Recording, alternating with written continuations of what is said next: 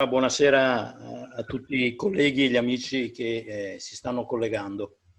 Aspettiamo veramente 2 minuti perché tutti si possano sedere e poi cominciamo. I relatori sono già presenti, li ringraziamo da parte ovviamente di Argave e anche di Unaga. Ecco, spiegavo che Argave è l'Associazione regionale dei giornalisti agroambientali di Veneto e Trentino Alto Adige, e insieme all'Unaga, che è l'Unione Nazionale della medesima categoria professionale, ha organizzato questo colloquio, questo incontro con Mountain Wilderness, associazione per la tutela e la promozione della cultura della montagna, che abbiamo avuto il piacere di poter contattare, e abbiamo l'onore, devo dire, di avere relatori di assoluto prestigio, grazie all'amico Toio De Savorgnani, premio Argav di qualche anno fa, non vorrei mai sbagliare, 3 o 4 anni fa. Allora, presento per tutti i partecipanti il parterre dei nostri interlocutori. Abbiamo Carlo Alberto Pinelli, che è archeologo, regista, scrittore, docente universitario e fondatore anche di Mountain Wilderness. Abbiamo Giancarlo Gazzola, che è il vicepresidente di Mountain Wilderness. Poi abbiamo Luigi Casanova, che è giornalista, oltre a essere anche lui un esponente di primo piano di Mountain Wilderness. Dovrebbe essere con noi anche Francesco Tomatis, e se c'è gli chiediamo di palesarsi, che è filosofo e docente universitario a Salerno. Ora, se i miei interlocutori con i quali ci siamo incontrati ieri sera sono d'accordo, darei per primo la parola a Carlo Alberto Pinelli. Il tema della nostra conversazione e il motivo di questo incontro, che dal nostro punto di vista ritengo particolarmente interessante, è cercare di approfondire i temi del rapporto fra uomo e montagna, partendo da una sensazione, ed è che questo rapporto oggi sia un rapporto che punta e mira eccessivamente al consumismo. L'esempio lampante è quello del cittadino, del residente urbano che pretende o vuole andare sulla cima della montagna facendosi accompagnare da un elicottero, la uso come metafora e come immagine, invece di assaporare quelli che sono i valori autentici della montagna. Se vogliamo allargare un pochino l'orizzonte, credo sia una tendenza che purtroppo coinvolge l'intera promozione turistica del nostro paese. Io sono convinto che negli anni più recenti il modo di presentare l'Italia sul mercato turistico sia eccessivamente accondiscendente rispetto alle esigenze di chi vuole venirci a conoscere, invece di metterci noi l'abito da festa per farci conoscere nella maniera migliore. Altro esempio a mo' di metafora è il Tour d'Italia in una settimana, come se mezza giornata a Venezia potesse in qualche maniera far conoscere quella che è la realtà, la storia, la cultura di questo territorio, e l'esempio più lampante sono le grandi navi che non hanno alcun senso di essere, non solo dal punto di vista fisico, ma proprio dal punto di vista della promozione di quello che è il territorio. E territorio e turismo, secondo me, sono concetti ben più profondi di quelli di una passeggiata alla mercé degli intromettitori. Ecco, lo stesso approccio ho l'impressione che da mero frequentatore della montagna, anno dopo anno, si stia avendo anche verso le terre alte. Già questo è evidente per quanto riguarda le campagne, a prescindere dall'altezza, laddove gli agriturismi, anche quello a livello di immagine, sono la percezione di una ipotesi di rapporto che era nata per far conoscere a noi cittadini la campagna, oggi si sta assolutamente rovesciando, per cui io cittadino detto le condizioni per cui l'agriturismo è tale, per cui deve avere la televisione in camera, deve avere la piscina, deve avere l'aria condizionata, il cambio delle lenzuola quotidiane, come se questo fosse un servizio che il contadino che dovrebbe ospitarmi avesse nelle proprie corde. Chi lo fa evidentemente non è più un agricoltore che ha nell'agriturismo un'integrazione al reddito, ma è una forma subdola di ricettività assolutamente di qualità, non metto in discussione questa, ma sicuramente diversa da quella che era lo spirito iniziale. Il motivo della nostra conversazione è questo. Poi ieri, chiacchierando in preparazione con Luigi Casanova, lui in particolare ha posto sul tappeto altri temi che poi lo invito a riproporre, che sono quelli appunto di un errore di impostazione, quello che ho fatto io adesso, perché sarebbe stato sleale non farlo solo perché ieri mi ha corretto, l'errore di impostazione di dividere tra cittadini e montanari. La sua visione è purtroppo pessimistica, perché dice che questa, ma lui la spiegherà meglio, insomma, che questa divisione non ha senso di esistere perché, ahimè, ormai i montanari e la cultura della montagna credo sia ridotta ai minimi termini. Detto questo, darei la parola a Pinelli, chiedendogli anche una cosa. Leggendo un po', preparandomi, ho letto che Mountain Wilderness nasce dalla dichiarazione della Carta di Biella. Ecco, se anche ci può raccontare qualcosa di questo, perché io non ero a conoscenza e credo molti altri miei colleghi. Grazie.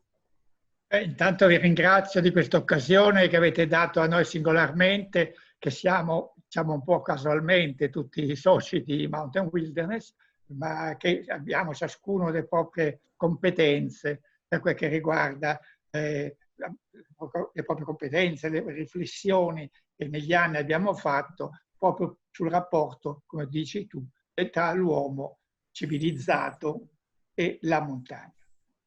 L'associazione nostra, visto che tu mi chiedi un po' com'è nata, qui alle spalle c'è proprio un manifesto del 20° anniversario, per cui ormai da 11 anni fa, e nasce alla fine degli anni 80, nell'87 e poi nell'88 viene formalizzata da un convegno, un grande convegno organizzato dal Club Alpino Accademico Italiano e dalla Fondazione Sella. Noi dobbiamo al Club Alpino Accademico e alla Fondazione Sella la nascita di questo gruppo di esperti, di alpinisti esperti, non soltanto esperti nello scalare le montagne, ma anche preoccupati nel verificare la degradazione progressiva del rapporto tra l'uomo e la montagna.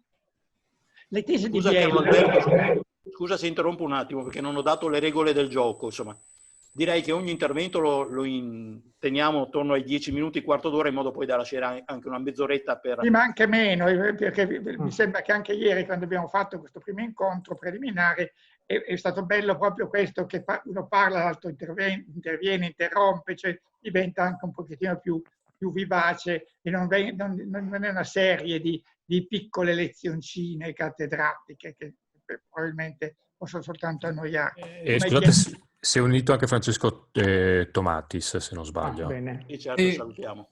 Buonasera a tutti. Salve. Ma ho già sentito l'introduzione. Eccolo. Ciao. Per cui le tesi di Biella sono il documento fondante di questa associazione. È stato elaborato questo documento da un gruppo di alpinisti internazionali che arrivavano fin dalla Patagonia o dalla Cina, a parte ovviamente la maggior parte erano europei o americani, proprio per creare più che altro un clima culturale all'interno del quale potesse nascere questa associazione. E si chiamava in origine Alpinisti di tutto il mondo in difesa dell'alta montagna. Poi nel tempo, quasi subito, ci siamo accorti che difendere l'alta montagna non ha senso se non si difendono anche le radici che affondano nelle valli e addirittura nella pianura. Cioè non si può pensare a comportamenti umani diversi in città o in pianura e che poi in montagna miracolosamente cambiano e diventano virtuosi. Già questo lo diceva a suo tempo Voltaire, quando sosteneva contro Rousseau, diceva sarebbe troppo bello per diventare migliori, bastasse salire di quota. E questa è un po' la nascita della nostra associazione, che poi si è trasformata naturalmente da un'associazione singola in una serie di associazioni nazionali che poi fanno capo a un quartier generale dell'associazione con un presidente che attualmente è di Barcellona, ma è stato prima, sono stato anch'io a suo tempo, sono stati francesi e così via. Questa è l'associazione che si occupa proprio non tanto della tutela delle montagne, ma della tutela dell'esperienza che si può vivere in questi ambienti straordinari. Noi, almeno io, non considero le montagne di per sé stesse in qualche modo sacre.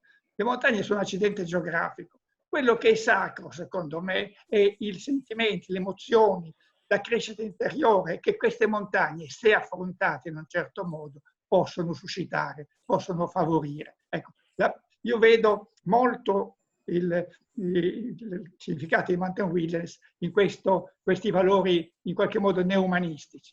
Noi non vogliamo mettere, almeno io non credo che noi vogliamo mettere dei fili spinati intorno alle montagne per difenderle, escludendo la partecipazione dell'uomo, perché invece quello che è importante è proprio la partecipazione dell'uomo. Se questa è posta sui binari giusti, non aggressivi, non banalizzanti e così via. Per il momento ho detto tutto. Ecco, allora, a questo punto lo avevo anticipato prima, chiamerei in causa Luigi Casanova. Luigi Casanova prima l'ho definito un nostro collega giornalista, tale è, ma è anche il presidente onorario di Mountain Wilderness Italia, è stato presidente nazionale e per molti anni ha operato anche in CIPRA, che è l'organismo europeo, se posso definirlo, delle Mountain Wilderness del nostro continente. Quindi darei la parola a Luigi, sia per appunto, come posso dire, portare su un terreno concreto quell'impostazione di quadro che io ho fatto, partendo proprio da quello che mi diceva ieri sera su questa superata, secondo lui, divisione fra cittadini e montanari. Esatto, è un passaggio che mi addolora quando sento i miei amici montanari. Io vivo a 1000 metri di quota in Val di Fiemme, fino a ieri facevo il forestale oltre che il giornalista e quindi sono a contatto con la gente diretta.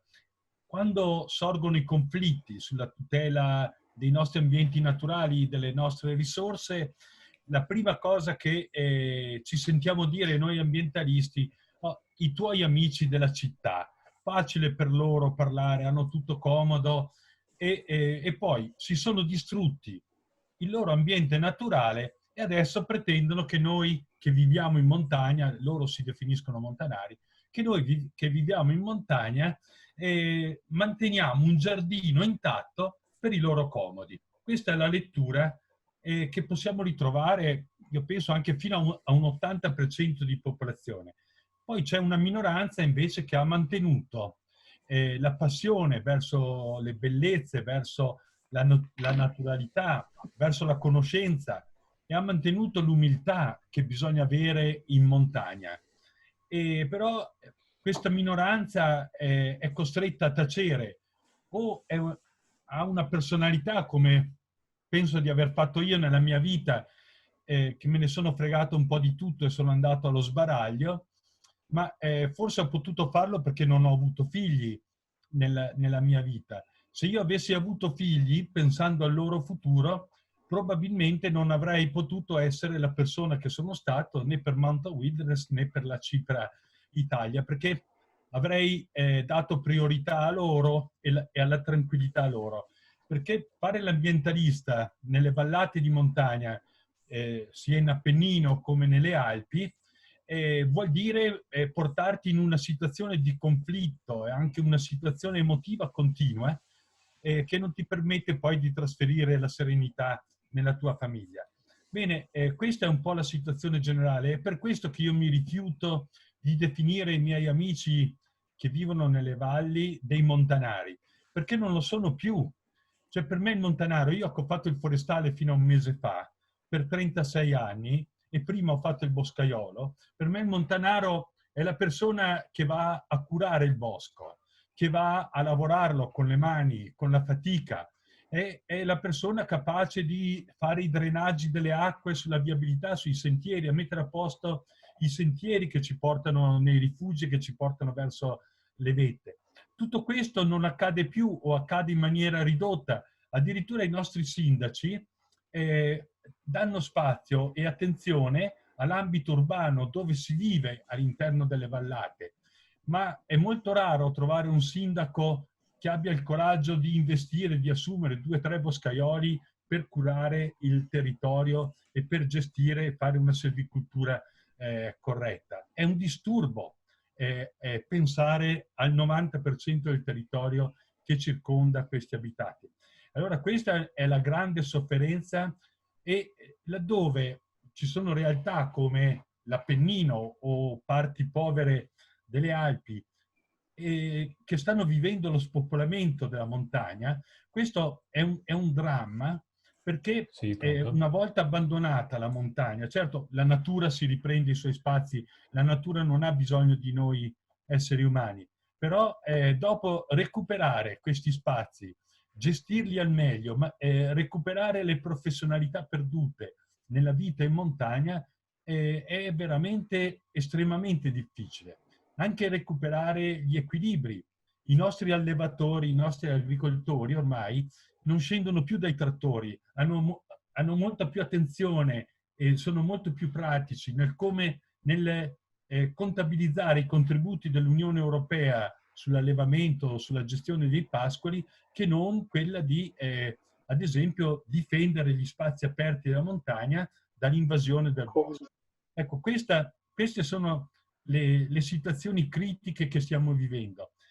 E adesso, per concludere, il turismo non fa altro, l'economia turistica, quando è esasperata, come nelle vallate delle Dolomiti che vivo io, il turismo non fa altro che accentuare la caduta di queste professionalità, il distacco culturale della gente che vive in montagna dal territorio e dalla cura del territorio.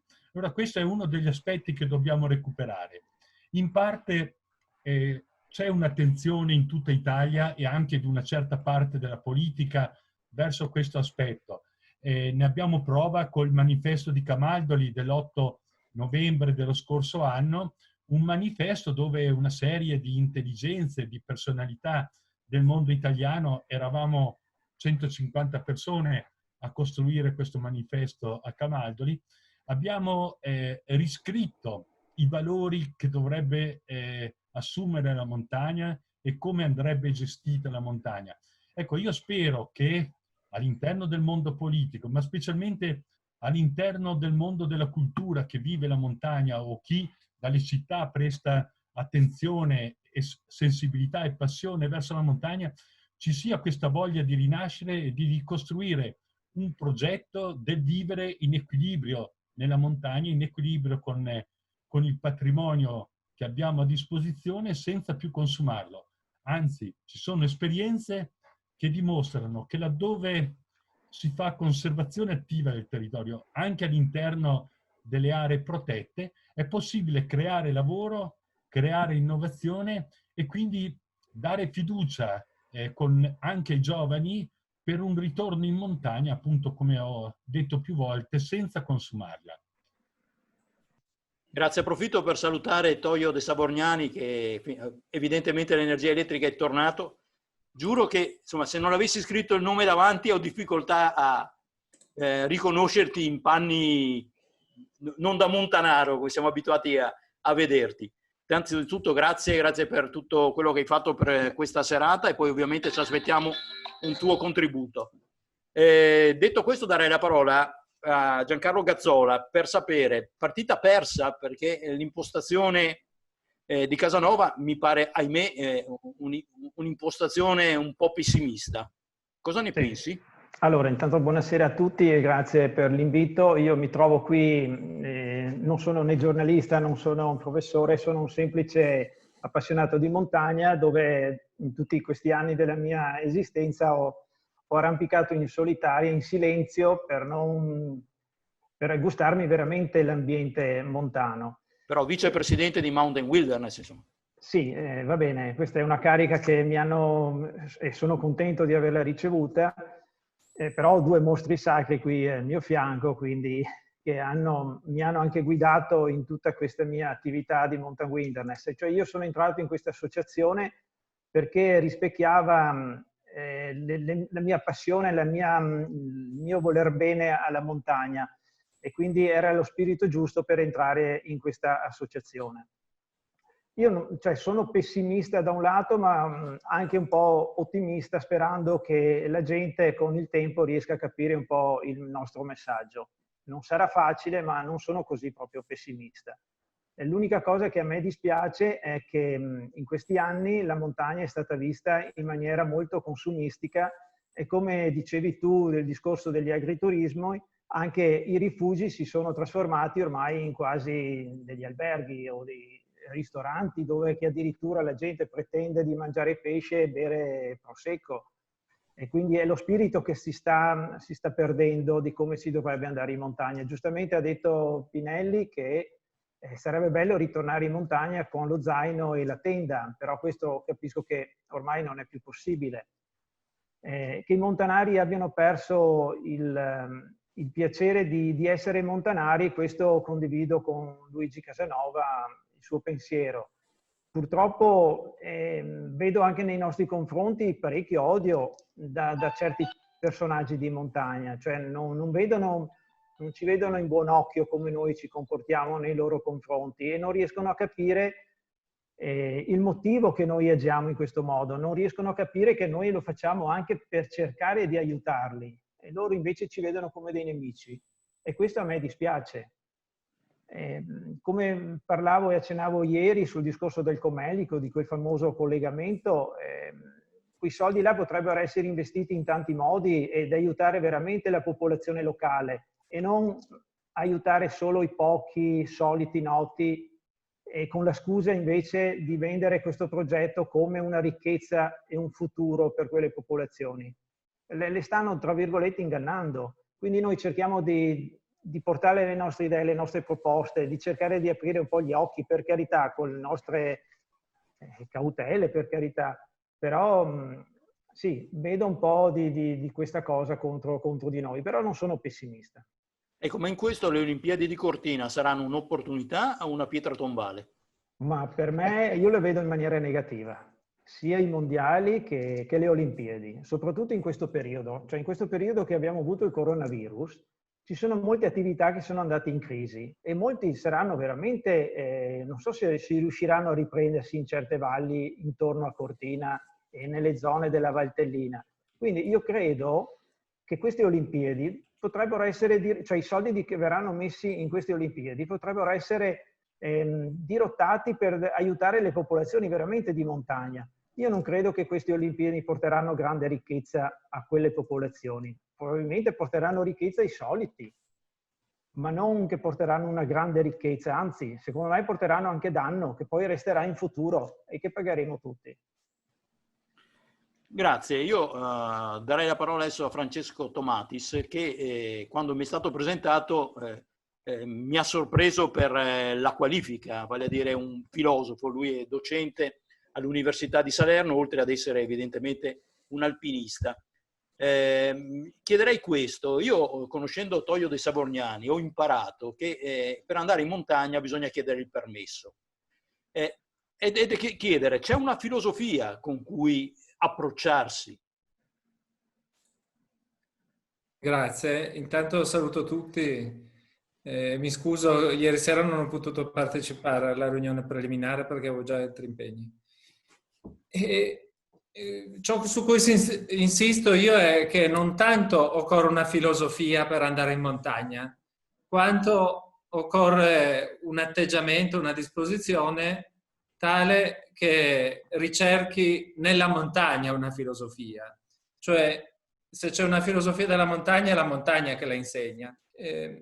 Quindi la montagna è uno dei pochi ambienti sul pianeta Terra rimasti tali che possono ancora insegnarci qualcosa, proprio per le sue caratteristiche essenziali che sono ineliminabili. Cioè, per avvicinarsi alla montagna occorre intanto un approccio personale. Non ci sono mezzi alla fine che possono sostituirsi all'uomo, né l'elicottero, né tutti i mezzi di motorizzazione tecnici che possono certo utilizzarsi, ma alla fin fine davvero, se si voglia conquistare la cima come alpinista o riuscire a abitare la montagna come montanaro, ammesso che ci sia ancora qualche montanaro, come si diceva prima, occorre un approccio personale e l'approccio personale è fatto con le proprie mani, con i propri piedi, gradualmente, senza artifici, diciamo. Non è possibile trovare dei mezzi sostitutivi a quello che è l'apporto personale. Ciò non vuol dire poi che la montagna sia individualista, anzi, attraverso questo approccio personale poi si riescono a creare delle importanti comunità, che sono la piccola comunità degli alpinisti della cordata, ma che sono anche le piccole comunità di abitanti della montagna che ciascuno con le proprie peculiarità, con le proprie capacità che sono differenti, può collaborare per il bene comune, diciamo. Quindi la montagna questo insegna, ed è uno dei pochissimi ambienti ancora naturali sul pianeta Terra che permettono ancora questo, permettono questa esperienza, che è un'esperienza altamente significativa per l'uomo, istruttiva, e a maggior ragione oggigiorno che la civiltà invece di pianura, la civiltà tecnologica, la civiltà cittadina, cose che più o meno si equivalgono, sempre più è in crisi. Io insisterei anche molto su questo, cioè oggigiorno sempre più, sia per la crisi della civiltà tecnologica, sia vediamo la questione della pandemia è comunque una conseguenza dell'eccesso di tecnicizzazione della vita. E io direi anche, cioè se molti hanno detto è una conseguenza del fatto che la natura è stata ridotta oppure sfruttata in maniera intensiva anche nei confronti della produzione di animali, eccetera, del consumo. Ma insisterei anche sulla questione della civiltà cittadina. Cioè se dal 2007 il numero della popolazione mondiale abitante in città ha superato quello che abita in campagna, anche questo è un segno assai pericoloso. Cioè proprio la concentrazione cittadina, e non parliamo poi delle megalopoli, che rende sempre più impossibile la vita umana. Con ciò non voglio dire che tutta la popolazione mondiale debba fuggire in montagna, perché sappiamo che anche in montagna comunque, per prendere un po' il tema che era del titolo generale, è possibile un distanziamento sociale in montagna. È necessario però, teniamo anche presente che la montagna costituisce comunque delle ristrette strisce di terra che non possono certo essere frequentate in massa. Io però dico, è possibile trovare nell'esperienza della montagna, che è esperienza alpinistica, ma anche di abitare la montagna, io le vedo molto vicine dal punto di vista filosofico queste due esperienze, anche se possono essere apparentemente molto distanti.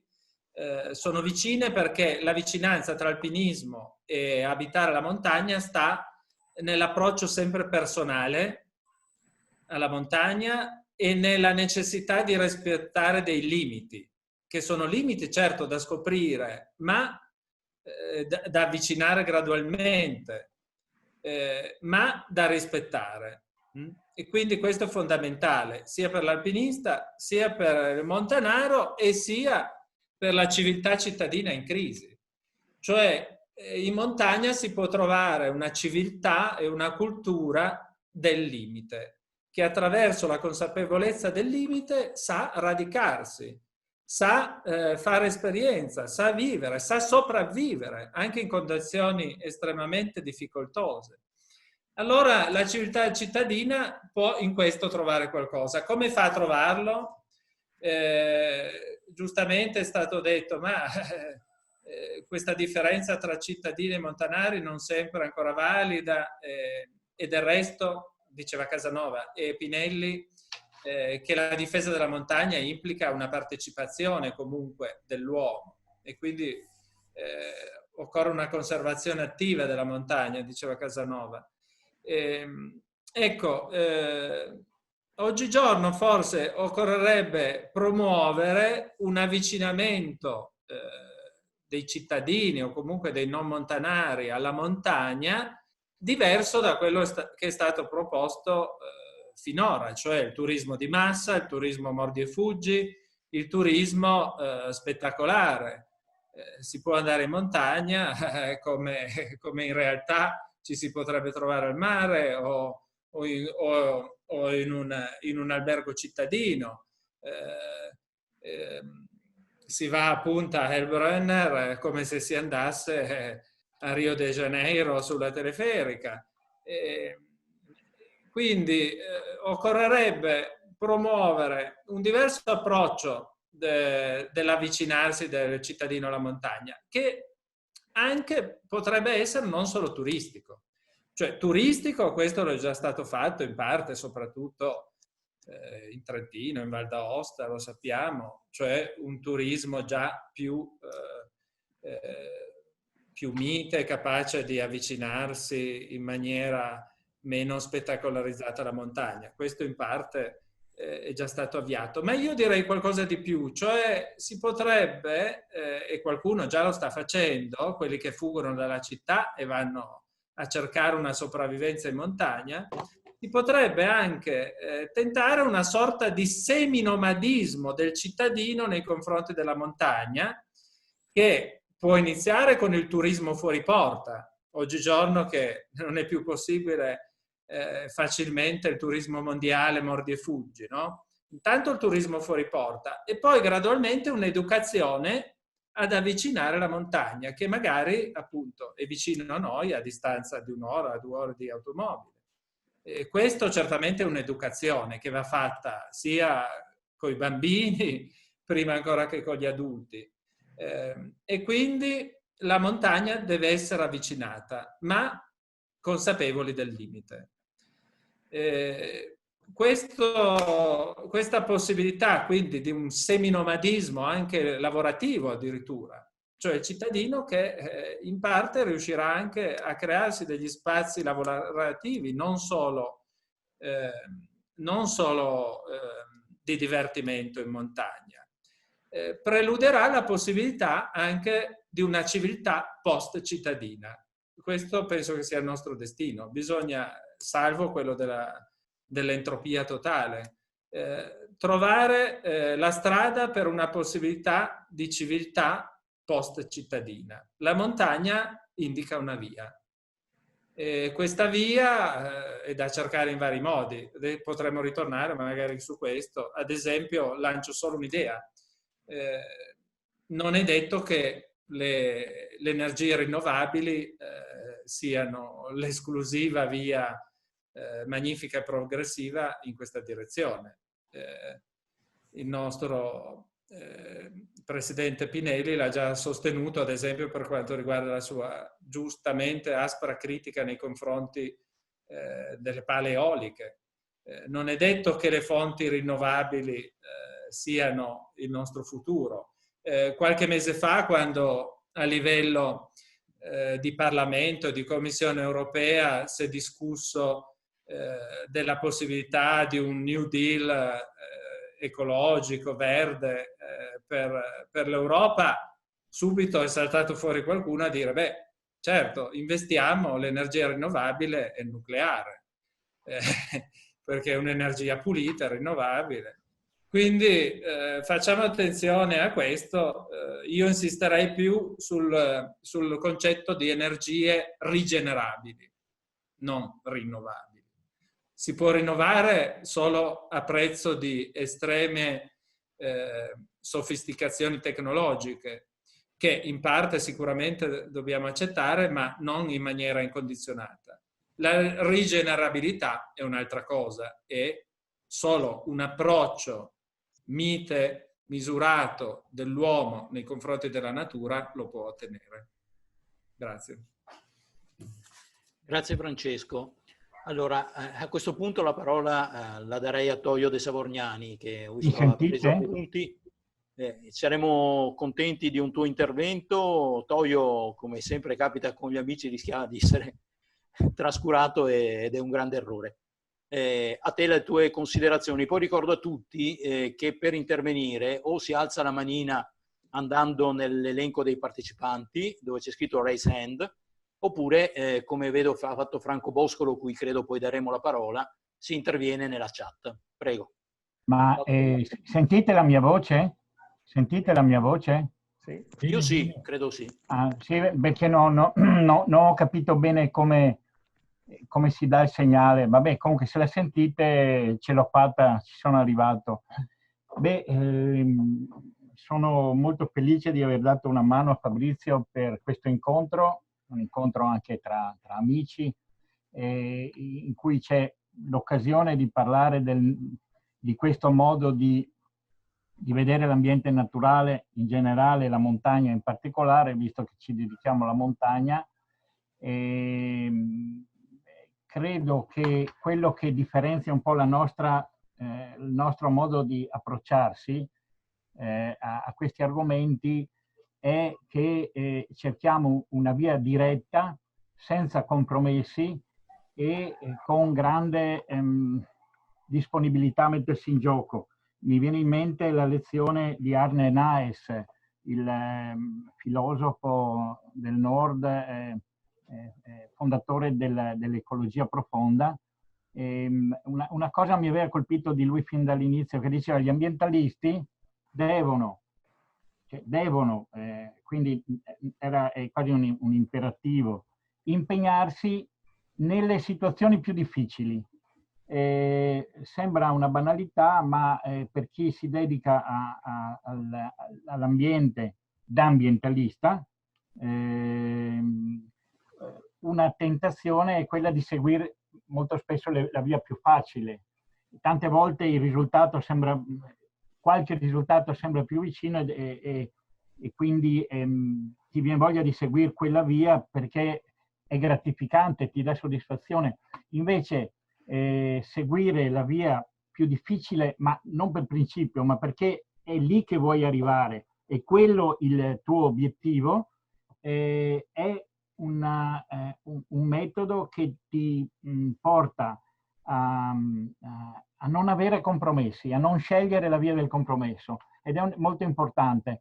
È molto importante in questo periodo in cui invece scegliere la via facile, scegliere la via anche del compromesso è abbastanza una situazione normale. Giusto per capire una situazione, parlo per i veneti soprattutto, che mi ha molto colpito, è che su questo argomento che ha prima citato Giancarlo, questo del Comelico, ma lo prendo solo come esempio, secondo me avrà un peso anche a livello nazionale questo, resterà nella storia di chi si impegna per l'ambiente o di chi dice di impegnarsi per le comunità locali, invece persegue altri scopi. Bene, che cosa mi ha impressionato di questa situazione? Che tutte le forze politiche attuali hanno dato ragione agli abitanti del Comelico, che non è vero, a chi si proclama portavoce degli abitanti del Comelico invece è soltanto il portavoce di interessi molto particolari, e quindi ci siamo trovati, diciamo, contro, non mi piace usare questa parola, ma comunque diciamo con proposte diverse dalle nostre. Praticamente non abbiamo nessun referente istituzionale, come magari poteva succedere in passato,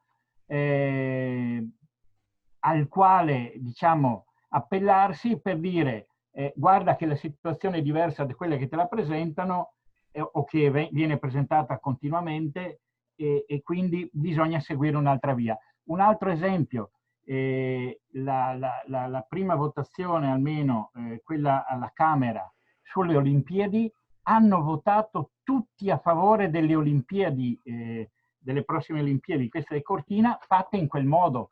Anch'io sono perfettamente d'accordo con Giancarlo, è una opinione che tra di noi, insomma, abbiamo un po' tutti quanti, che queste Olimpiadi in questo modo non faranno sicuramente del bene né all'ambiente della montagna né alle popolazioni di montagna.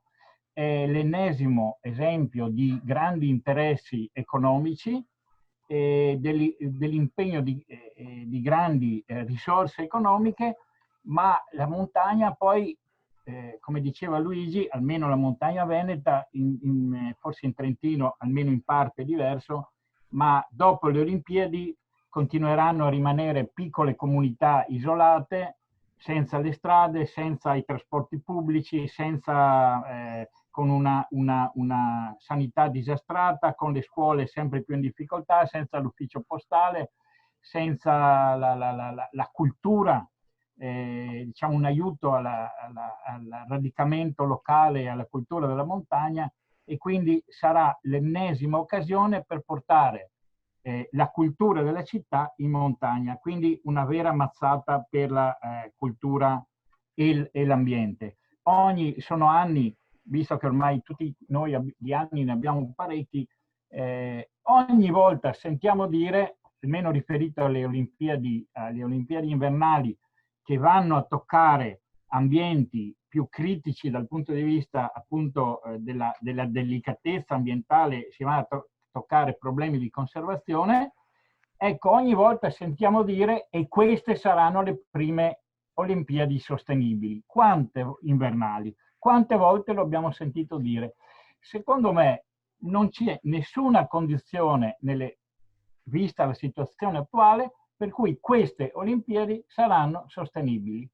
Hanno cominciato a dire, forse ovviamente un po' qualche piccolo miglioramento ci sarà, ma il danno da una parte, hanno già cominciato a farlo a Cortina con la ristrutturazione delle piste e poi adesso verrà messa a mano a tutta la viabilità e poi bisognerà ospitare decine di migliaia di persone. Insomma, della serie è una volontà totale di dire facciamo le cose a qualsiasi costo.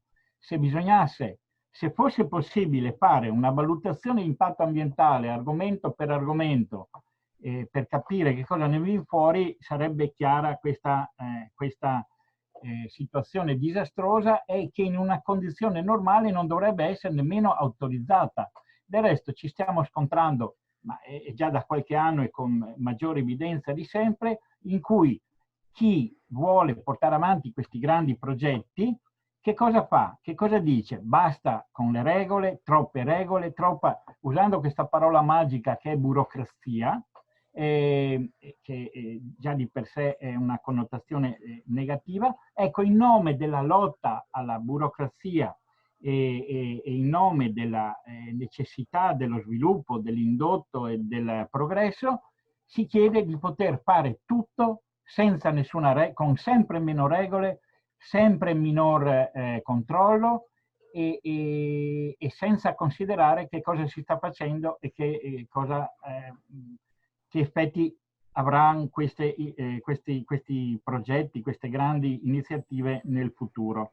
Noi stiamo difendendo a spada tratta, lo facciamo in tutti i modi, anche diciamo in un certo senso, non fraintendetemi di nascosto, nel senso che non è che ogni volta che noi agiamo, facciamo sapere a tutti e facciamo conferenze stampa ogni volta, no. Lavoriamo anche in silenzio nel senso che agiamo, partecipiamo, ci siamo, ma non è evidente. Bene, una delle cose che non è evidente in questo periodo è quanto noi stiamo tentando di difendere le soprintendenze come manifestazione, diciamo, locale e territoriale del Ministero Beni Ambientali e Culturali, che è uno degli ultimi baluardi. Neanche il Ministero dell'Ambiente può fare un granché, perché è zittito continuamente, della serie sta al tuo posto, non fermare il progresso, e il Ministro dell'Ambiente ha sempre meno voce in capitolo su tutto e si riduce a promuovere, bellissimo, va bene, ma i problemi veri sono ben altri, le biciclette elettriche magari, no? Un'ultima considerazione, questa a livello personale, che ne avevamo parlato anche con Fabrizio e anche gli altri amici dell'Argava parecchie volte. Ecco, per quello che riguarda me personalmente, che non sono, lavoro in montagna, lavoro in Cansiglio, ma non sono esattamente un montanaro, sono un abitante delle colline della Pedemontana, ma il mio approccio, diciamo così, personale con l'ambiente della montagna potrebbe rifarsi a quello che è il rapporto che hanno i popoli nativi.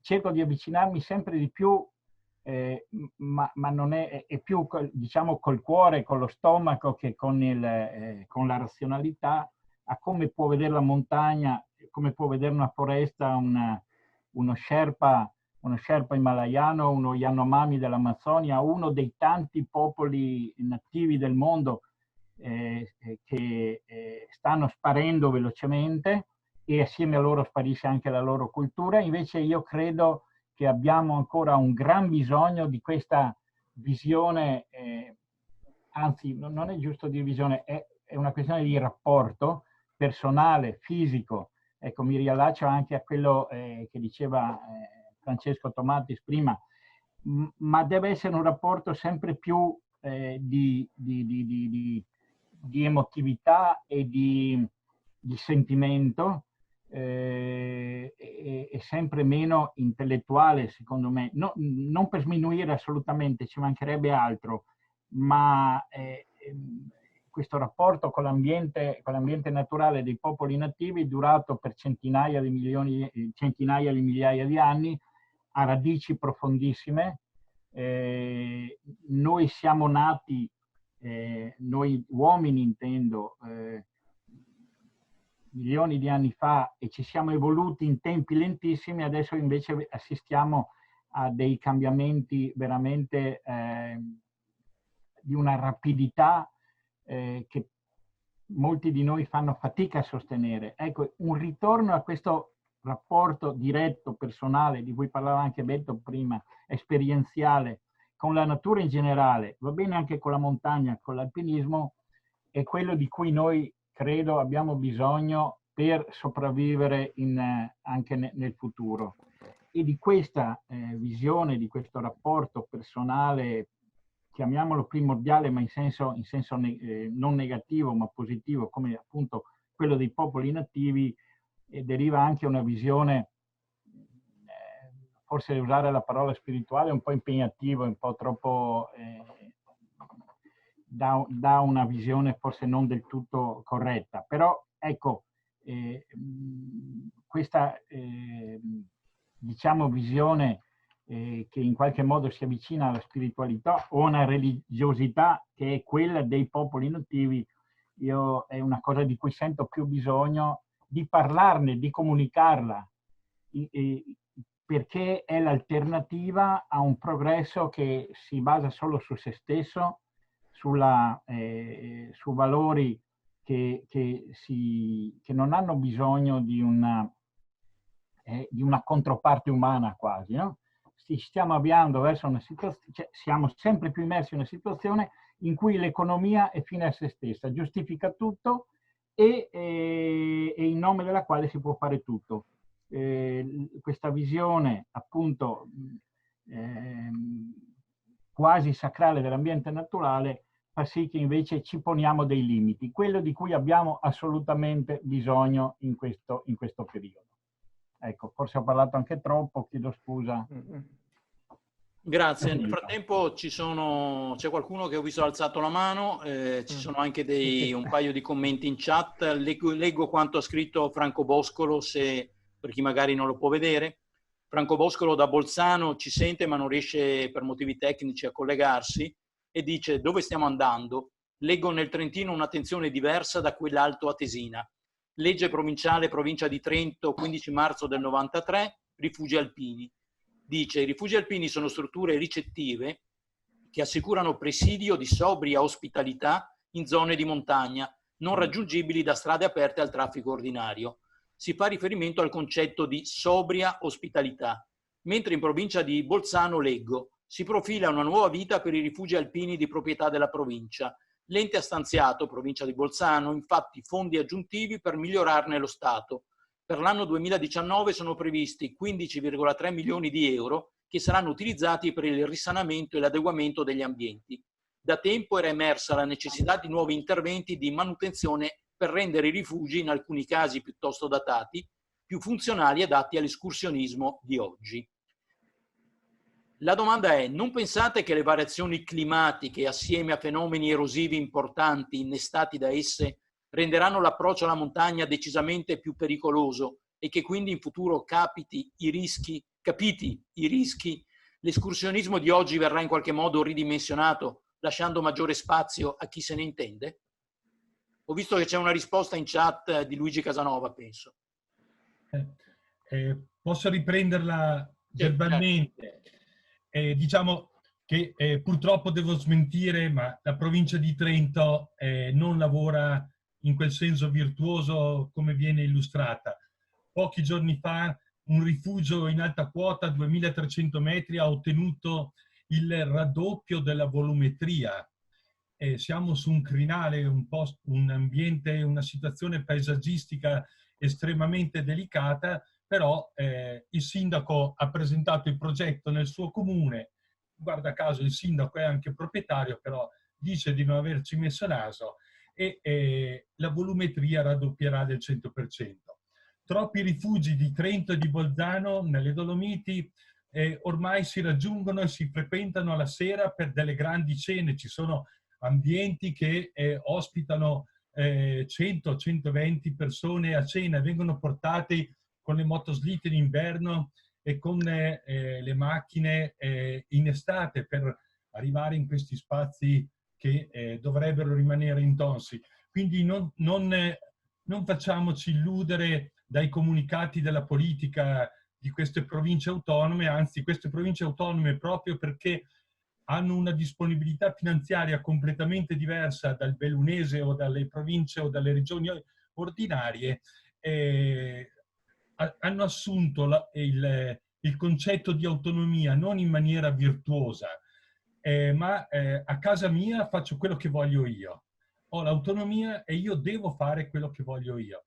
Non esiste all'interno del concetto di autonomia delle province autonome di Trento, di Bolzano o la Val d'Aosta un minimo di attenzione solidaristica verso i comuni vicini. Oppure, quando è che c'è questa visione solidaristica? Quando l'investimento porta vantaggio alla tua terra. Torno all'esempio che ha sollevato Toio, quello del Comelico. La società che propone questo collegamento sciistico nel Veneto, guarda caso, è la Dry Zinnen di Sesto Pusteria, proprietaria praticamente di chi produce le Wurst, di Semter, e ha preso 26 milioni dei fondi di confine con le province ordinarie per costruirsi l'impianto che porta prima nel bellunese e poi fra 2 o 3 anni porterà in Austria. Noi ai sindaci del Comelico siamo andati a dire: ma guardate, per una comunità piccola come la vostra, 5-6 mila abitanti, con 26 milioni fate una rivoluzione, riuscite a fare degli investimenti anche sui servizi, i servizi che venivano accennati prima, la questione sanitaria, la viabilità, la sicurezza idrogeologica del territorio. Potete costruire dei servizi straordinari per la vostra gente. Perché prendete 26 milioni e li buttate in questa maniera per poi rimanere succubi del potere politico ed economico degli altoatesini? Ecco, quindi non facciamoci illudere da quello che la pubblicistica di queste province così ricche avanza. La questione delle Olimpiadi, vedo in quanto hanno scritto, c'è una domanda che dice: ma possono esistere Olimpiadi sostenibili? Io che generalmente sono pessimista dico di sì. 2 anni fa lo avevo anche scritto sui giornali, poi i miei amici ambientalisti mi hanno criticato e mi hanno praticamente azzerato. Probabilmente le Olimpiadi Cortina-Milano potevano essere l'inizio di un percorso di grandi eventi sportivi affrontati in maniera sostenibile, perché molte delle opere dove si svolgeranno queste attività sono già presenti sul territorio. Probabilmente non serviva andare ad incidere ulteriormente. E invece cosa ci siamo trovati di fronte? La Tofana di mezzo, che è stata distrutta, è stata sconvolta da nuove piste. Ci troveremo un villaggio olimpico di 12.000 persone nella piana di Fiames sopra Cortina d'Ampezzo. un collegamento sciistico dal passo dello Stelvio all'interno, nel cuore del parco naturale dello Stelvio, che dallo Stelvio arriverà verso Livigno e arriverà in Valtellina. Cioè, nonostante l'ambientalismo del Cadore nel 2017 avesse costruito una propria carta dei grandi eventi sportivi, l'abbiamo definita la Carta Verde di Cortina, bene, non c'è una sola riga di quella Carta Verde che le associazioni ambientaliste e i comitati locali hanno scritto e proposto al Comitato dei Mondiali di Cortina, non c'è una sola riga che sia stata attuata e non c'è una volta che noi ambientalisti siamo stati coinvolti in un percorso condiviso per lo svolgimento di questi grandi appuntamenti. Quindi le Olimpiadi come i Mondiali di sci alpino di Cortina si stanno sviluppando come una nuova occasione di rapina di suolo, di territorio e di risorse. Nessuno affronterà i veri problemi del Cadore o della Valtellina, che sono i problemi della sanità, della formazione scolastica, della formazione del lavoro e della diffusione di una cultura della montagna, di cosa significa vivere in montagna. L'ultimo esempio, dopo lascio la parola a voi. Il nostro amico Luca Mercalli, nelle conferenze che ho potuto seguire, dice: guardate adesso, con i cambiamenti climatici avverrà un fenomeno anche molto veloce. Chi può scapperà dalle città e andrà a vivere in alta quota, nelle vallate. E l'agricoltura non potrà più svilupparsi, parliamo anche di un decennio di tempi brevi, come si sviluppa oggi l'agricoltura intensiva nella pianura padana, ma avrà bisogno di alzarsi di quota, parliamo di 600-800 metri di quota. Quindi, a detta di Mercalli, ci sarà una ricolonizzazione della montagna, delle Alpi, ma anche dell'Appennino. Stiamo attenti a promuovere questo processo, perché un processo così, se dovesse assumere le conclusioni che dice Luca, è un processo che avrà un'invasività nei confronti della montagna, di un territorio limitato, di un territorio fragile, estremamente preoccupante. E poi sarà un fenomeno che creerà anche degli scompensi sociali, perché probabilmente oggi la montagna viene considerata periferia e invece nel giro di 10-15 anni assumerà una sua centralità, anche produttiva, anche a livello di innovazione. Mentre in città chi rimarrà? In città rimarranno le fasce sociali più marginali, quelle più deboli, cioè creeremo degli scompensi sociali molto forti se il processo annunciato da Mercalli si dovesse sviluppare. Allora dobbiamo cominciare ad attrezzarci anche per indirizzare un eventuale processo del genere, perché la montagna non può sopportare ulteriore consumo di suolo. Un mio amico, il presidente di Italia Nostra di Trento, proprio oggi sui giornali, nella giornata dell'ambiente, dice non portiamo la città in montagna. Cioè quest'idea di avere la montagna che va ad accogliere e può disseminare servizi è un'idea fondamentalmente sbagliata. Proviamo a pensare alla città di Trento, ma meglio la città di Bolzano. Nella città di Bolzano abbiamo un consumo di suolo di 90 metri quadrati per abitante. Nelle vallate della provincia di Bolzano il consumo di suolo è di 200 metri quadrati per abitante. In Trentino la situazione è molto peggiore. A Trento città abbiamo un consumo di suolo di 180 metri quadrati per abitante, nelle vallate del Trentino 500 metri quadrati per abitante. Non vorremmo mica trasportare questi dati di Trento e Bolzano nel resto della montagna italiana.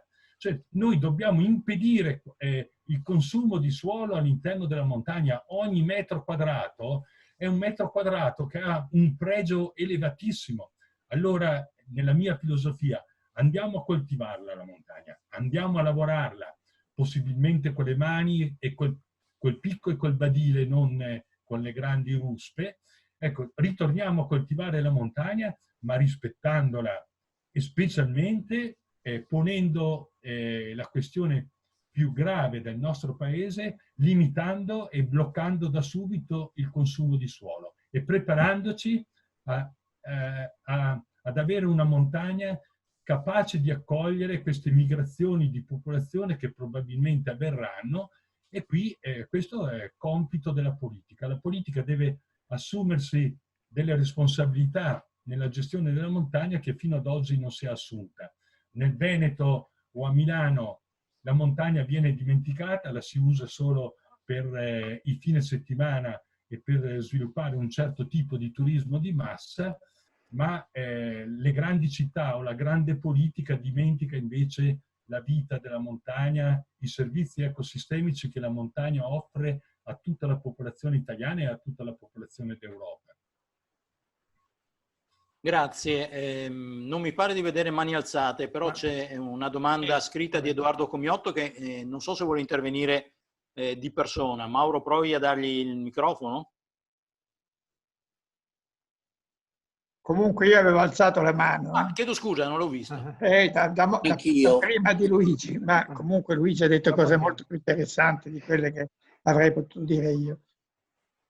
Prego, prego. No, non voglio. Io volevo soltanto, siccome il tema sta diventando, ovviamente, non è che non lo prevedessi, enorme, accettatissimo, facevo solo alcune notazioni. Io non sono d'accordo con l'amico Toio nel fatto di guardare indietro alle popolazioni, come si può dire, non dico primitive ma arcaiche. E l'esempio, per esempio, degli Sherpa è sbagliatissimo. Se c'è un gruppo umano ormai profondamente inquinato dalla filosofia, dalla mentalità consumistica, mercantilistica, occidentale, sono proprio gli Sherpa. Nessuno come gli Sherpa ha un livello di cinismo nei confronti della montagna analogo, simile, nemmeno i portatori del Pakistan, nemmeno ovviamente i portatori dell'India. Per cui io credo che noi dobbiamo certamente non tagliare le radici con il passato, con le culture del passato, ma non guardare indietro, guardare avanti e anche non considerare la tecnologia come un nemico, lasciandola poi in mano ai nostri nemici, ma noi dovremo trovare il modo di utilizzare le scoperte, l'atteggiamento mentale della tecnologia moderna proprio a vantaggio dell'ambiente e non contro l'ambiente. Un altro piccolo elemento di cui voglio parlare per un istante soltanto è quello ho sentito parlare soprattutto da Tomatis di fuga dalla città. Io ho delle perplessità quando sento la parola fuga, perché io credo che la fuga non risolve i problemi, mette uno contro l'altro due elementi, la città e la montagna come fuga dalla città, e senza permettere una sintesi e dunque una crescita. Io utilizzerei, anche se può sembrare equivoco, il termine pellegrinaggio. Noi abbiamo bisogno di fare dei pellegrinaggi in montagna, dalla città. Un pellegrinaggio certamente sottratto ad ogni sottotesto, come si può dire, religioso, perché il pellegrinaggio sì che accresce. Il pellegrinaggio significa andare fuori dal proprio ambiente per ritornare poi nel proprio ambiente arricchiti di qualche cosa che ci permette di comprendere il nostro ambiente meglio, giudicarlo meglio. Io non sono nemico della città, io penso che della metropoli, che considero anzi la massima espressione della creatività umana. Proprio per questo è artificiale. Per cui per comprendere l'artificialità della città e metterla in prospettiva, metterci noi in prospettiva rispetto a questa artificialità, in modo da non viverla come un incidente, come si dice, meteorologico, come la pioggia su cui non possiamo intervenire, ma come qualcosa che possiamo in qualche modo, e anzi in molti modi, modificare, ebbene allontanarsi dalla città. E il modo migliore per allontanarsi dall'artificialità creativa della città è quello di avvicinarsi alla creatività autenticità creativa della montagna. Ecco, per cui io vedo un dialogo tra città e montagna che può essere un dialogo virtuoso. Certamente non lo è oggi, perché quando la città appunto si trasporta in montagna, quando la città considera la montagna come la propria periferia, nella quale appunto riversare lo scolmo del turismo vacanziero, fino ad oggi, e in passato e in futuro forse anche conquistare dal punto di vista di spazi vivibili, perché la pianura sarà troppo calda e così via. Beh, questo veramente diventa. Però non demonizzerei la città a favore della montagna. Ecco, proprio per non creare un contrasto che poi non si risolve, irrisolvibile. Grazie. Nel mentre che chiedo a Mauro di vedere se Edoardo Comiotto vuole intervenire di persona, approfitto per salutare Roberto Zalambani, che vedo in collegamento, che è il presidente nazionale dei giornalisti agroambientali. Saluto anche Gianfranco Quaglia, che è un collega giornalista agricolo piemontese. Grazie Fabrizio, tanti saluti. Anche a te, buon lavoro e grazie di essere qua con noi. Ci mancherebbe, a te. Edoardo Comiotto vuole intervenire o leggo la sua mail? Guarda, penso che... Ciao, non so se mi sentite. Sì, certo. Ben trovati a tutti, mi scuso se sono arrivato in ritardo, ma ero fuori per un impegno. Ho sentito e apprezzato vari interventi che però sono, secondo me, viziati da una cosa fondamentale. Sono fatti da persone che la montagna la vivono come alpinisti, la vivono come ambientalisti, ma non la vivono come cittadini che abitano in montagna. Io non sono un montanaro, anche se abito nella Val Belluna, sono originario di qua, abito a 600 metri, ma certamente non abito nella parte alta montana del Bellunese. Conosco le problematiche che ci sono nella nostra provincia, che sono comuni poi non certamente al Trentino Alto Adige, che ha una capacità di intervento economico sulle aree montane certamente diversa dalle nostre. Noi soffriamo in provincia di Belluno di una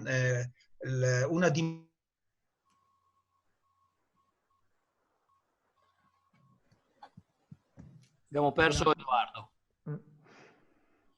Sì, probabilmente un problema di linea che forse si risolverà velocemente, ma... Nel frattempo, se no, leggo quello che lui aveva scritto. Eccolo qui. È ripartito? Mi sentite? Edoardo. Mi sentite? Sì, ti eri bloccato. Ecco, l'approccio che è stato dato a questa teleconferenza è molto interessante e molto stimolante. Però da abitante della provincia di Belluno noto che però è un approccio visto dal di fuori, visto dal cittadino che si avvicina anche in maniera intelligente e anche con delle proposte ecologiste, però ad una realtà che soffre. In provincia di Belluno, nelle aree montane anche del vicino Friuli Venezia Giulia, ci troviamo ad avere una insufficienza di servizi, un'insufficienza di avibilità, di scuole, di approcci, di comunicazioni di carattere sociale, che fanno sì che i giovani che, fortunati per loro, hanno avuto la possibilità di frequentare l'università a Padova, Bologna, Trieste e quant'altro, difficilmente poi ritornano in provincia. E sono le persone che dovrebbero poi dare quell'input di conoscenze e di capacità poi anche di evolvere dal punto di vista anche produttivo. Abbiamo una anzianità diffusa da parte della popolazione e quindi questo pesa anche sull'aspetto sanitario che è carente. Lo abbiamo visto anche in questi giorni. Fortunatamente la provincia di Belluno era attrezzata con degli ospedali di Feltri di Belluno che hanno supplito agli ospedali della periferia. Però l'approccio che è stato dato, secondo me, è vero, però non è calato nella realtà. Quando si parla dell'agricoltura di montagna, è un settore che conosco perché ci ho lavorato e ci lavoro attualmente come giornalista. Fare agricoltura in montagna costa tanta fatica, e ha dei costi che sono assolutamente molto superiori a quello che si fa in pianura. Pensare a una colonizzazione dell'agricoltura di pianura in montagna la vedo difficile per questo, perché i costi che ci sono qua non sarebbero sopportabili per le aziende che sono strutturate a lavorare in pianura. C'è anche l'aspetto che poi qui confligge con l'aspetto della natura e di cosa si vuole e si pensa della natura. Noi abbiamo le Malghe, in provincia di Belluno è una delle poche province dove nelle Malghe si fa ancora il formaggio con latte crudo, cosa che per esempio non succede nel Trentino e nell'Alto Adige, dove tutto viene portato a valle e poi viene riportato su. Ci sono situazioni di lavorazioni in queste zone che sono effettivamente difficili, non sono servite da strada e bisogna in alcune Malghe arrivarci a piedi. E ci si trova da un lato che abbiamo la presenza che è arrivata del lupo, che sta facendo stragi di greggi e attacca poi anche animali grossi. Abbiamo i cinghiali che distruggono il cotico erboso e per costituirlo in montagna ci vogliono 4-5 anni con costi, con tempi. E credetemi, i malghesi che conosco e che ci vanno da generazioni sono molto amareggiati di questo, perché non basta le provvidenze. Fortunatamente l'assessore regionale Pan ha attivato anche dei contributi di sostegno per questi danni, però quando ci si vede in definitiva lasciati soli ad affrontare questi problemi, il vivere in montagna, volevo significare, ma altrimenti il discorso sarebbe lungo, è molto difficile. E quindi l'approccio ecologista per queste aree va benissimo, ci vuole essere, guai se non ci fosse. D'altronde le regole comunioni familiari che hanno centinaia e centinaia d'anni hanno insegnato che i montanari sanno gestire il loro territorio. È vero, ci sono stati poi degli interventi nel tempo che hanno portato all'industrializzazione, vedesi l'occhiale, che poi si è rivelata poi una bolla, in quanto delle varie piccole attività che erano sorte, basti pensare al centro Cadore, ne sono rimaste ben poche. Fortunatamente nell'Agordino c'è la Luxottica, ma questa è una storia a sé. I montanari, parlo per la provincia di Belluno, hanno bisogno per rimanere, e se rimangono loro rimane la montagna che noi apprezziamo, perché una montagna senza le persone è una montagna morta. Sarà bellissima per fare le scalate, ma certamente gli manca quella poesia, quell'armonia sulle vallate che solo la popolazione può dare. Grazie. Qualcuno vuole rispondere? Sì, se posso intervenire un attimo. Volevo dire al signor Edoardo che anch'io sono un alpinista di pianura, abito a Treviso, però per fortuna vivo più in montagna che in pianura. Ma la cosa che per esempio la nostra associazione vuol fare è proprio aiutare le popolazioni locali. Non è che noi veniamo in montagna solo per scalare e per divertirci la domenica e tornare a casa. E soprattutto io cerco di parlare con le persone del Cadore, del Comelico, per fargli capire quali potrebbero essere gli aiuti che potrebbero avere al di fuori dello sci, perché qui ormai nel bellunese e nelle zone del Comelico si pensa sempre al discorso dello sci, che è l'unica soluzione per il turismo e per le attività locali. Invece questi soldi dovrebbero essere usati veramente, come diceva lei, per aiutare le popolazioni locali, dare sviluppo, dare più trasporti, più sanità. In Comelico fino a qualche mese fa non c'era nemmeno un'ambulanza, perché non avevano i soldi per pagare un infermiere che le potesse anche gestire. E si pensava a fare questo collegamento scistico assurdo a bassa quota, dove ormai non nevica più e che non servirà a nulla il Comelico, sarà solo la distruzione del territorio. E come sarà anche per le Olimpiadi di Cortina, per i mondiali. I mondiali, sapete cosa hanno detto la fondazione dei mondiali? Dicevano che la sostenibilità ambientale era solo nelle stoviglie monouso, plastica free. Cioè, è mai possibile questa cosa? Dove stanno devastando le Dolomiti, le tofane sono distrutte, stanno allargando i sentieri da 5 metri, li stanno portando a 9-10 metri di larghezza, le stanno spianando, hanno sostituito il primo tratto della funivia che era quella la storica, per fare un impianto anche quello un po' assurdo per permettere agli sciatori durante la gara di arrivare fino a un certo punto e poi fare la gara. Cioè sono cose queste sbagliatissime, investire soldi su queste strutture che poi resteranno lì e se poi non ci saranno i soldi per pagarle, le pagheremo noi, cittadini della regione Veneto, della regione Lombardia. Questi sono i danni che dobbiamo capire che non portano aiuti alle persone di montagna. Cioè, e abbiamo la politica tutta contro, cioè su una strada sbagliata, addirittura ogni tanto salta fuori la proposta dell'autostrada, il prolungamento della A27 per andare in Austria e la stanno vendendo come una ricchezza per il Cadore. Ma scherziamo, un'autostrada quando sarà fatta, se verrà fatta, sarà la morte di quei paesi, del Pieve di Cadore, di Domegge e quant'altro, perché chi passa in autostrada non si fermerà più in quei paesi, andrà via dritto, arriverà in Austria diretto. Ma la gente non capisce questo problema, che la politica sta andando per un'altra strada. Questo, scusate, ma mi arrabbio proprio su queste cose di politica sbagliata. Grazie Giancarlo. Ha chiesto la parola, Mauro, se gliela dai, Marini del circuito Wigwam.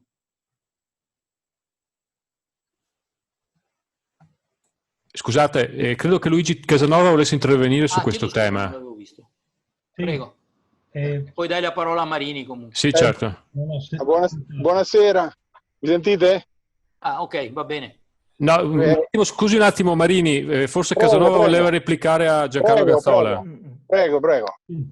La mia replica riguarda l'alpinista oppure il cittadino. Insomma, già Betto Pinelli ha detto con chiarezza che questo presunto conflitto cittadini montanari, insomma, va superato. Del resto noi montanari, io vivo in montagna, come ho detto all'inizio, fino a un mese fa facevo il forestale, ero assieme agli allevatori e ero assieme ai boscaioli, le categorie alle quali sono più legato anche emotivamente. E quindi sono un uomo veramente di montagna, però noi uomini di montagna abbiamo bisogno dei saperi delle università, abbiamo bisogno di rimanere collegati da quanto elabora la città o quanto elaborano le grandi metropoli. Come del resto, chi vive nelle grandi metropoli ha bisogno della montagna. Allora, andiamo a costruire questo canale di dialogo, di scambio che ci porta ricchezza. A noi che la montagna la viviamo giorno per giorno e chi viene invece ospite da noi. Questo è un primo concetto. Poi la questione dell'astrattismo o dell'egoismo di certo ambientalismo che vuole la natura intatta, ma non esiste proprio. Io vi porto 3 esperienze. Innanzitutto ho visto che c'è Antonella Ciarletta collegata con noi. Giù in Appennino, grazie ad Antonella e a tante persone, da 4 anni stiamo cercando di costruire un laboratorio che raccoglie le buone pratiche che già sono in atto nella montagna dei 4 grandi parchi del centro d'Italia, per costruire, grazie alle buone pratiche, un progetto di lavoro da portare all'attenzione del Ministero dello Sviluppo Economico e del Ministero dell'Ambiente. Ed è questo del laboratorio Appennino, è un laboratorio estremamente pratico. Tutte le volte che veniamo in Appennino andiamo a cercare gli interlocutori istituzionali, i presidenti dei parchi, i sindaci, i presidenti delle regioni. Se poi questi non riescono a prendere tutti gli spunti che noi ogni anno portiamo loro, pazienza, è un limite della politica. Però abbiamo in corso d'opera questo laboratorio Appennino. In Val di Susa l'anno scorso abbiamo concluso, senza parlare di treno, non abbiamo minimamente parlato del TAV. E invece abbiamo costruito un laboratorio perché la Val di Susa è in crisi. La stazione di Sestriere non funziona più come funzionava finché c'era la Fiat e finché c'era Agnelli che andava a sciare lassù. Il centro e l'Alta Val di Susa sono in piena crisi economica e in piena crisi sociale. Allora anche lì, assieme alle associazioni imprenditoriali, assieme ai sindacati, assieme ai sindaci, abbiamo costruito il laboratorio della Val di Susa e sono emerse delle proposte estremamente interessanti che io spero vengano recepite. dalla regione Piemonte. Ancora un altro laboratorio, quello che abbiamo sviluppato in Cadore. Non è che in Cadore siamo stati lì a dire no all'impianto del Comelico o no alle Olimpiadi o ai Mondiali. No, in Cadore, grazie ai comitati locali, è partito un dialogo, un confronto, per ora in 5 convegni, poi questa questione del Covid ci ha bloccato. Avevamo in preparazione, anzi avevamo già preparato per questa primavera altri 5 convegni, dove siamo andati a discutere, ma con presenze straordinarie, siamo rimasti sbalorditi, 150-200 persone a serata, grazie a degli esperti. Abbiamo discusso della gestione dei corsi d'acqua, abbiamo discusso della tempesta Vaia e di come recuperare i boschi senza andare a stravolgere, senza andare a costruire strade forestali ulteriori e prepararci a una silvicoltura adatta ai cambiamenti climatici che sono in atto. Siamo andati a discutere dell'enciclica di Papa Francesco, la Laudato Si, e tutte le connessioni che questa enciclica ci permette di prendere a livello etico e per poi portarlo a livello di lavoro all'interno della montagna. Avevamo in programma proprio per questo mese la discussione sulle case clima, uno dei passaggi dove la nostra società consuma quantità abnormi di energia è proprio all'interno dei fabbricati vecchi che non sono stati costruiti né per mantenere il freddo né per mantenere il caldo. Bene, grazie all'innovazione tecnologica, la provincia di Bolzano lo dimostra in positivo in questo caso, è possibile ricostruire il patrimonio edilizio del nostro paese andando a risparmiare energia. Praticamente siamo arrivati all'edilizia a consumo energetico zero. Allora non mi si venga a dire che l'ambientalismo è il mondo solo dei poeti o dei passionali verso la montagna. No, l'ambientalismo è qualcosa di estremamente concreto che sa dialogare con la gente. Purtroppo abbiamo nel nostro paese ancora delle categorie imprenditoriali, e mi riferisco a Confindustria, mi riferisco all'Associazione degli Artigiani, che rifiutano il cambiamento, che rifiutano di adeguarsi alle nuove ideologie e che rifiutano di comprendere che la stagione dello sci di massa è finita, bisogna cambiare il tipo di turismo. Non vuol dire essere contro lo sci, vuol dire basta, non aumentiamo le aree sciabili e andiamo a gestire quello che c'è già. L'ultimo esempio riguardo alle aree sciabili. In Trentino abbiamo 309 laghi naturali. Sapete quanti sono i laghi artificiali costruiti per la neve artificiale? Sono ormai 30, il 10% dei laghi del Trentino sono dei laghi artificiali. Abbiamo distrutto paesaggio, abbiamo sconvolto ambienti naturali. Adesso ne viene costruito uno nuovo sotto il gruppo del Sella, ma per portarvi l'acqua si andrà a prendere tutte le sorgenti del Passo Pordoi e con un grande collettore andremo a rifornire questo grande bacino al Pian dei Schiavanei sotto il Sella. Ecco, questo sta accadendo nella nostra montagna e questo non deve più accadere. Il concetto comunque che volevo trasmettere è che noi ambientalisti abbiamo seminato per tutta Italia questi laboratori estremamente concreti. Siamo a contatto con le popolazioni che vivono le alte quote e siamo in contatto con le istituzioni. E abbiamo bisogno dell'aiuto specialmente del mondo giornalistico, di voi giornalisti che ci ascoltate. Grazie Marini.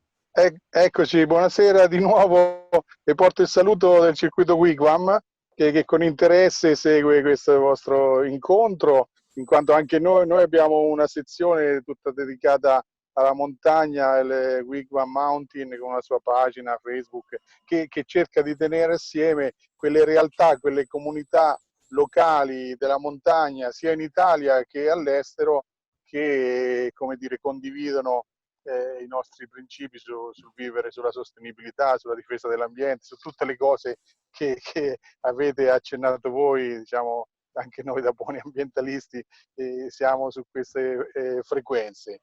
E io tanto ho apprezzato tutti gli interventi e tutte le sfaccettature e ritengo che sia importante difendere le comunità locali che vivono in montagna e pensando alla quotidianità, al turismo, sì, che è importantissimo per la sopravvivenza, ma anche alla quotidianità, e mi riferisco alla tematica dei servizi per le popolazioni che vivono in montagna, altrimenti il rischio della desertificazione dei borghi c'è tutto, e c'è voluto, ahimè, questo Covid per far riscoprire l'importanza della montagna, della salubrità, del vivere sano, del vivere diciamo lontani da certi stili di vita sbagliati. Dobbiamo cogliere questa opportunità per tramutarla in elementi positivi per le comunità locali e far sì che le tematiche di ogni giorno che vivono i ministeri, i provveditorati, i comuni, le regioni siano coniugati sul tema della montagna, del vivere in montagna a difesa delle comunità, non come è successo ad esempio sui Sibillini nel scorso anno, dove non è stata accettata una classe di 14 alunni, compresi 2 disabili, perché mancavano altri 2 ragazzi per avviare una classe. Cioè, è assurdo quando poi scopriamo che le classi cosiddette piccionaie debbono scomparire, no? Non dico altro. Quindi questo elemento della quotidianità va difeso, vanno difesi i servizi, perché difendiamo le popolazioni che vivono e mantengono il territorio, come ben sappiamo. Inoltre questa cultura, l'ultima cosa, la cultura del vivere la montagna è importantissima e la riscopriamo anche adesso, in queste giornate di riapertura. Ad esempio, io sono originario dei Sibillini e ho visto in questi giorni venire frotte di turisti, di persone dalla costa nelle zone interne, nelle zone montane, e poi non dico come si sono comportati alcuni di loro, non dico tutti, però manca sicuramente quella cultura del vivere, del fruire della montagna in maniera corretta. A questo proposito volevo solo accennare una piccola cosa che ci viene dalle comunità locali nostre che sono sui Monti Tatra, ad esempio, soprattutto quelle dei Monti Tatra polacchi, dove ogni anno ospitano, prima dell'inizio di ogni anno scolastico, le scuole polacche mandano i ragazzi, classi intere, a vivere una settimana in montagna, perché è fin dall'inizio, fin da ragazzini, che bisogna, diciamo, inculcare e far vivere la montagna nella maniera corretta, portarli sui sentieri, capire dove sono, avere il giusto rapporto con la natura. Ecco, questo potrebbe essere fatto benissimo anche in Italia, ma ahimè la volontà tuttora non la vedo. Noi però spingeremo per fare cose di questo tipo, di questo tenore, e per salvaguardare la montagna e le comunità locali che vivono nelle montagne e le danno vita. Grazie, e un saluto particolare al professor Pinelli, che io tantissimi anni fa ho avuto l'onore di conoscere a Frontignano di Ussita, nella famosa giornata dove abbiamo dato una spallata ai cacciatori e a tutti quanti per dare il via finalmente al Parco Nazionale dei Monti Sibillini. Ecco, un saluto carissimo. Me lo ricordo. Se lo ricorda, ho tutta una bellissima documentazione fotografica di quella giornata. Grazie. Allora, siccome dobbiamo andare verso la conclusione, se nessun altro ha cose da chiedere, ma non mi pare ci siano altre mani alzate, mi riservo l'ultima domanda.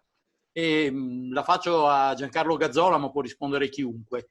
Credo che tutti noi concordiamo sulle cose che sono state da voi dette, ma non rischiate o non rischiamo di iscriversi al partito del no. Voglio dire, è giusto dire che insomma con i cambiormenti climatici sciare a quote basse, così come dice anche la mia collega Marina Meneguzzi, che è la vicepresidente di Argav, insomma ormai è insostenibile. Però le Olimpiadi o si fanno o non si fanno.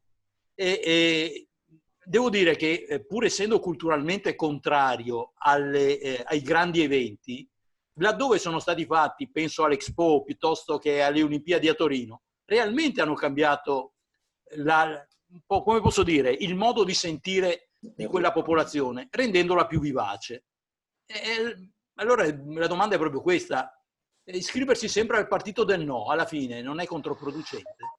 Io non credo che siamo il partito del no e vorrei lasciare la palla a Betto solo perché io già immagino che cosa lui vorrebbe dire. Vero Betto? No, Ho intuito o mi sto sbagliando? forse chiunque lo può dire. Intanto segnalo che Luigi Casanova sta per pubblicare un libro che si chiama Gli ambientalisti del sì, per cui questa... È vero. Che siano in sintonia con tutto il resto. Di delegittimare l'ambientalismo, di ghettizzare l'ambientalismo dicendo che dice sempre no. Ma io faccio un esempio paradossale che permetterete in un clima quello di amicizia, è che se entra in casa mia un mascalzone e mi dice voglio uccidere tua moglie con questo coltello, io gli dico no. Allora lui dice, vabbè, allora senti, invece la uccido con questo bastone. E io dico no. E poi a lui dice, allora gli faccio un'iniezione letale. E io dico no. E lui mi risponde, ma allora dici sempre no, sei il partito del no. E io non voglio che mia moglie venga uccisa, non voglio che la montagna venga degradata, non voglio che la montagna venga inutilmente distrutta. Perché il problema a questo punto è anche quello, mentre negli anni 50-60 si poteva sperare nel mito di un progresso continuo, di uno sviluppo, perché il progresso ha sempre un connotato positivo, sviluppo forse è il termine migliore, continuo, questo tipo di mito si sta rivelando sempre più uno pseudomito. Poi è vero che le popolazioni locali, anche per pigrizia mentale, rimangono aggrappate a questo mito e non capiscono che questa è una strada che non porta da nessuna parte. Mentre bisogna cercare altre soluzioni per lo sviluppo culturale, anche economico, le giuste aspirazioni delle abitanti della montagna, ma senza guardare verso ormai all'indietro. Che all'indietro c'è la monocultura dello sci di pista, c'è tutto questo tipo di sviluppo che oggi non è più sostenibile, che oggi purtroppo, se vogliamo dire, a causa del riscaldamento globale del pianeta, sta diventando sempre meno sostenibile. Ecco, non voglio dire che il riscaldamento del pianeta sta facendo un regalo agli ambientalisti, perché direi veramente una cosa blasfema, ma certamente bisogna far riflettere seriamente sulla possibilità di andare avanti su un sentiero che è un sentiero che porta verso un baratro, verso nulla. Ecco, per chiudere un attimo soltanto, volevo solo dire appunto che immaginavo che Betto faceva quel paragone, il discorso della moglie, quindi ho preferito lasciargliela a lui questo confronto. Ma ricordiamo anche che Cortina è un paese, non è una città, non è una metropoli dove vengono di solito organizzate anche altre Olimpiadi che sono state fatte. È un paesino, provate a pensare cosa succederà in quel comune quando incominceranno le Olimpiadi. Quindi non c'è viabilità, non c'è nulla, non c'è un treno che porti a Cortina la gente da Venezia, dall'aeroporto. Si pensa all'autostrada mentre non si pensa a sviluppare la ferrovia. Quindi portiamo su sempre auto con gomma, camion e quant'altro. È veramente un grosso problema per quella comunità, non è solo una ricchezza che arriverà. Grazie. A questo punto direi di concludere, se non ci sono altri che mi sono sfuggiti. Mauro, mi dai conferma?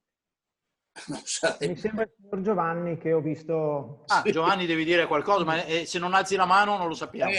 Scusami, intanto complimenti e grazie. Ho sentito veramente delle cose molto molto interessanti, ma anche delle opinioni.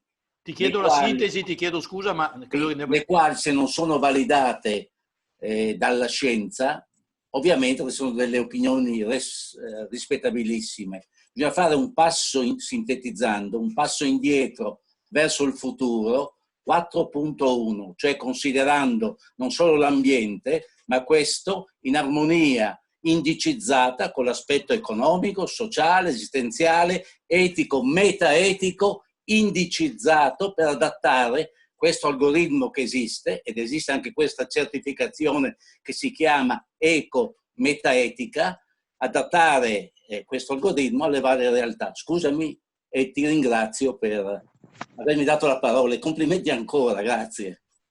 Figurati, sono stato veloce, non è vero?